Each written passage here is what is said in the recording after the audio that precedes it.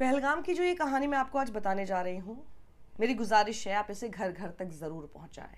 हर किसी के पास पहुँचना चाहिए, क्योंकि जिस तरह का नैरेटिव एजेंडा और मीडिया द्वारा भी चलाया जा रहा है, मीडिया के कुछ लोगों द्वारा चलाया जा रहा है, वो ख़त्म करना बेहद ज़रूरी है। ये तस्वीर देखिए आप, ये तस्वीर घटना से 5 मिनट पहले की है। इस तस्वीर में अपने गाइड नज़ाकत को जब नाम से पुकारता है ये छोटा सा बच्चा, और हंसते हुए नज़ाकत आ जाता है उस बच्चे के पास खेलता हुआ, तो पीछे से उस बच्चे के पिता कहते हैं, बेटा नज़ाकत चाचा, नाम से मत पुकारो, आगे चाचा लगाओ, मतलब मेरा छोटा भाई। और ये बोलने वाला यानी ये बच्चा किसका बेटा है? भारतीय जनता पार्टी के नेता लकी का। लकी के परिवार को जब उस जगह पर घुमा रहा था नज़ाकत, और इस घटना की इस तस्वीर के ठीक 5 मिनट बाद खुशनुमा मौसम एकदम से अंदर तक काटने लगा।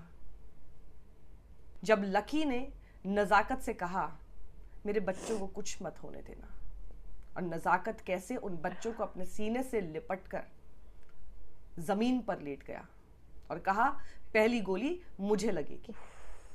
ये बीजेपी बहुत हिंदू मुस्लिम करती रहती है ना। कश्मीर के पहलगाम में अटैक होने के तुरंत बाद गिबली ट्रेंड को इन्होंने पूरा करके कार्टूनिस्टिक फॉर्मेट में पोस्ट रिलीज करते हैं कि धर्म पूछा जाति नहीं, ताकि देश के अंदर दंगे भड़कें। जबकि असलियत ये है कि इस आतंकवादी हमले के बीच टूर गाइड नज़ाकत भाई हैं, उन्होंने 11 लोगों की जान बचा ली, 4 परिवार उजड़ने से बचा लिए। जंगलों के अंदर से फुल स्पीड में दौड़ते हुए अपनी गोद में बच्चों को लेकर के नज़ाकत भाई चलते गए और इंसानियत का परचम लहरा दिया। सलाम है ऐसे देशभक्त को, ऐसे ह्यूमैनिटी लवर को। हे हाय हेलो नमस्ते जी, सत श्री अकाल, अस्सलाम वालेकुम। मैं निधि शर्मा इंडिया से। और कुछ देर पहले मैं उन भाई साहब का वीडियो देख रही थी जिनके बच्चे को नज़ाकत भाई ने गोद में लेकर के जंगल की दौड़ लगा दी। वो रो रहे थे, बुरी तरीके से कह रहे थे कि नज़ाकत ने हाथ नहीं छोड़ा, वो हमें लिए चला गया। एक पॉइंट ऐसा आया जब वो भाई साहब बोलते हैं कि मेरे बच्चे को ले जाओ, अब मुझसे नहीं भागा जाएगा, पर फिर भी नज़ाकत भाई ने साथ नहीं छोड़ा और आखिरी तक, जब तक सब बच न गए तब तक सबके साथ रहे। और इन्हीं के परिवार से बिलोंग करते थे आदिल शाह, जो शहीद हो गए। एक थे शुभम भाई, जिनको पहली गोली लगी, जिनकी बदौलत कई लोग अपनी जान बचा सके, वो भी शहीद हैं। And I really demand from the government कि आदिल शाह, शुभम जी और नज़ाकत भाई, इन तीनों को नेशनल अवार्ड से सम्मानित किया जाना चाहिए। ऐसे ऐसे वीडियोस हमने देख लिए हैं उस हमले के दिल दहलता है, अनइमेजिनेबल। चलिए, बीजेपी के लीडर्स के बच्चों को कैसे बचाया एक कश्मीरी मुसलमान ने, वो पूरी वारदात सुन लेते हैं, उसके बाद इस गुफ्तगू को बरकरार रखेंगे। ये घटना मैं आपको इसलिए बताना चाहती हूँ ताकि जो झूठ, जो नफरत की आग इस वक्त देश के, भारत के मुसलमानों के खिलाफ फैलाई जा रही है, उसे रोकना हमारा ही कर्तव्य है और हमारी सबकी जिम्मेदारी है। बिल्कुल।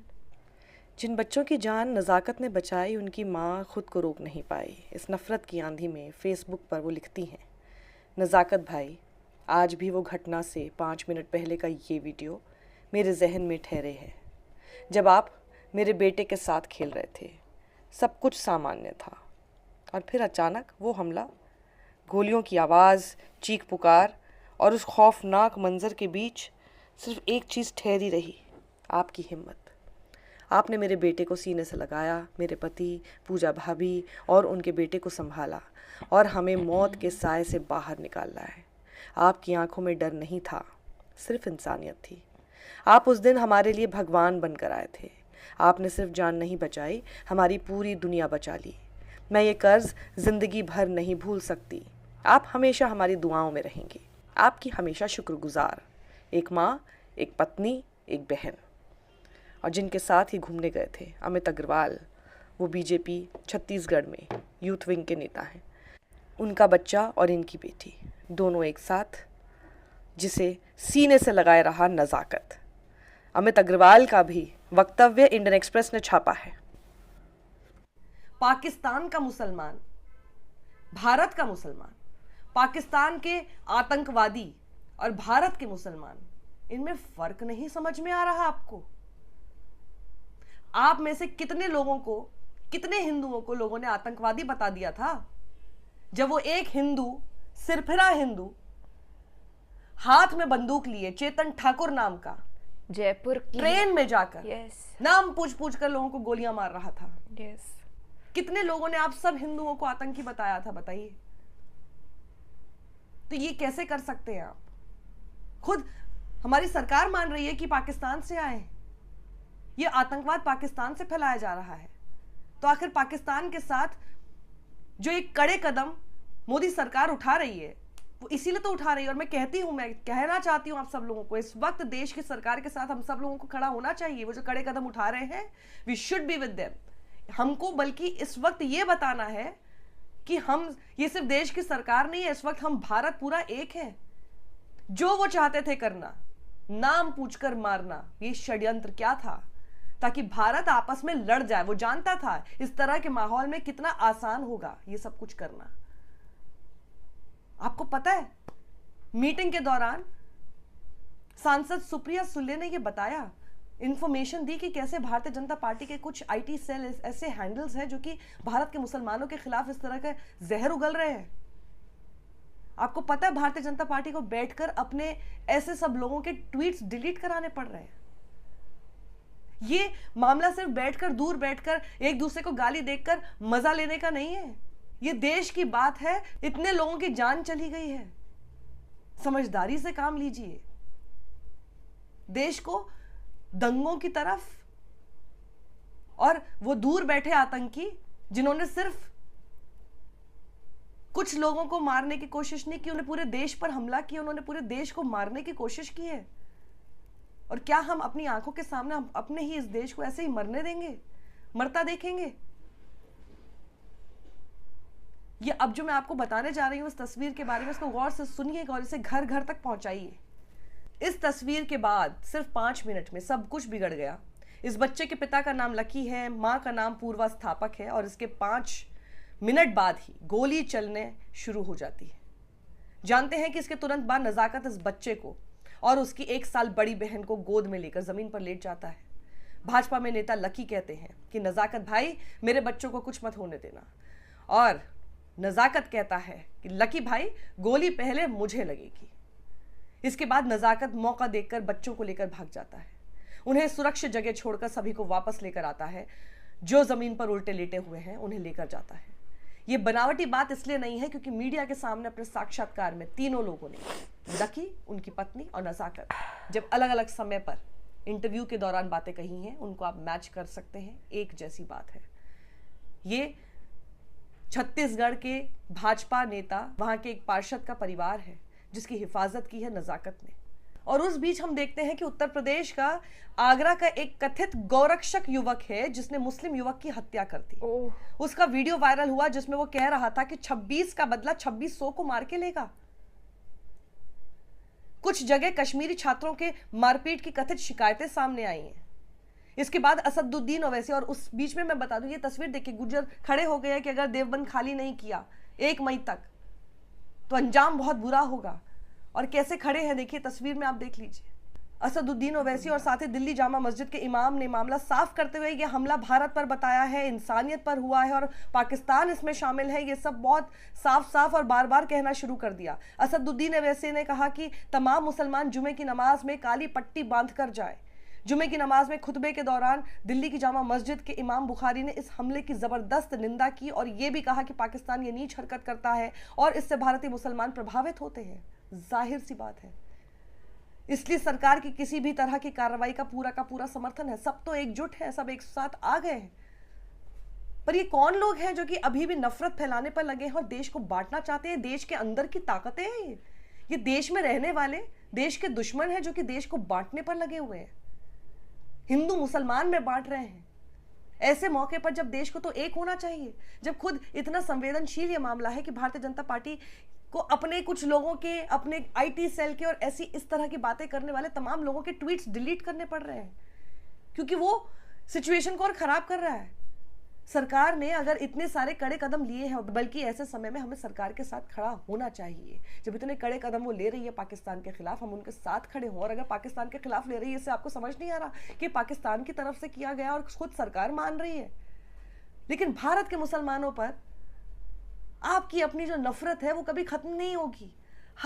हर चीज में बस अपनी नफरत लेकर आ जाते हैं, चाहे उसमें देश जाए भाड़ में, देश टूटता रहे, देश बर्बाद होता रहे, खत्म हो जाए। जो आतंकी हैं वहां पर बैठकर, जिनका मंसूबा यही था, वो बैठकर खुश होते रहे कि देखिए हमने क्या कर दिया। जो करना चाहते थे वो आप कर रहे हैं। They knew how you are going to react. समझदारी फिर किसमें है? और आपको बता दूं कि जानकार, आप अगर उनको सुनेंगे, सबका ये मानना है कि ये हमला पाकिस्तान की आर्मी और उसकी इंटेलिजेंस एजेंसी ISI ने कराया है। ये उनका षड्यंत्र है और इसकी कई पुख्ता वजह दिखती भी है।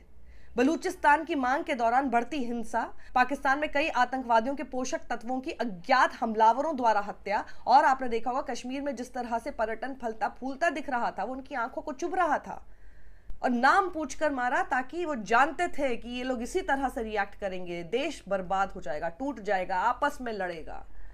हम 26 को ही मारेंगे, लेकिन ये लोग मिलकर अपने पूरे देश को मार डालेंगे। ये था इनका षड्यंत्र, जिसको पूरा करने में कई लोग जुट चुके हैं, जो कि देश के अंदर की ताकतें हैं, जो अपने धर्म को सबसे बड़ा बुलंदी का झंडा मानते हुए ये सब हरकतें कर रहे हैं। लेकिन वही हैं असली देश के दुश्मन, इसलिए उन्हें पहचानिए। और अगर कहीं पर भी, किसी सभा में भी, कहीं आप कहीं दोस्तों के साथ बैठे हैं, कहीं बैठे हैं, अगर इस तरह की बात वो कर रहे हैं भारत के मुसलमानों के खिलाफ, एक आदमी भी अगर एक किसी महफिल में पहलगाम हमले की बात करते हुए जहर उगल रहा है, कश्मीरियों के खिलाफ उगल रहा है, उसे वहीं रोकना शुरू कर दीजिए, वरना ये आग और ये जहर कहां तक फैलेगा, इसकी आप कल्पना भी नहीं कर सकते। सरकार का साथ दीजिए।